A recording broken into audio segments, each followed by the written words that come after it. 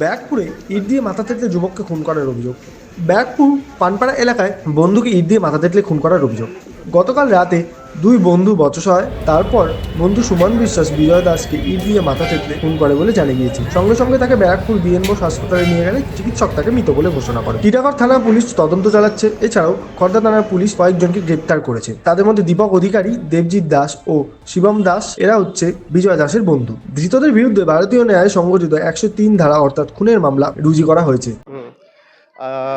আজ সকালে 10টা নাগাদ টিটাগড় থানা একটা খবর পায় যে বিলপাড়া তালপুকুর ওয়ার্ড নম্বর 11 এখানে একটা বাড়িতে একটা ডেড বডি রয়েছে।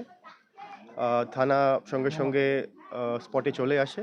স্পটে আসার পরে জানা যায় যে এক 24 বছরের এক ভদ্রলোক যার নাম বিজয় দাস, উনি নিজের খাটে আছেন, সেন্সলেস আছেন। সঙ্গে সঙ্গে বডিকে আমরা ওখানে পাঠাই, আমাদের হসপিটালে পাঠাই। ওখানে জানা যায় কি ডিক্লেয়ার ব্রড ডেড আছে। আমরা জানতে পারি যে গতকাল কিছু ঘটনা হয়েছিল এখানে বন্ধুদের মধ্যেই। আমরা খোঁজ নিয়ে তদন্ত করে খুঁটিয়ে বের করে দেখছি কি কোথায় কি ঘটনা হয়েছিল। আর সঙ্গে সঙ্গে আমরা কেস রেজিস্টার করছি, তদন্তে নেমে পড়েছি। আমরা খুঁটিয়ে বের করে নেব কি কি ঘটনা হলো, কেন কি ঘটনা কালকে রাত্রে হলো সেটা এখন আমি কিছু বলতে পারবো না। একদম প্রাথমিক তদন্ত চলছে আমাদের। এখন জাস্ট আমরা সবাই স্পটে ঢুকেছি।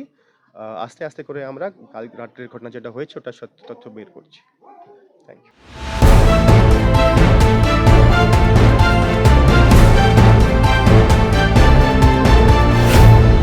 Bureau report, Bengal টিভি.in।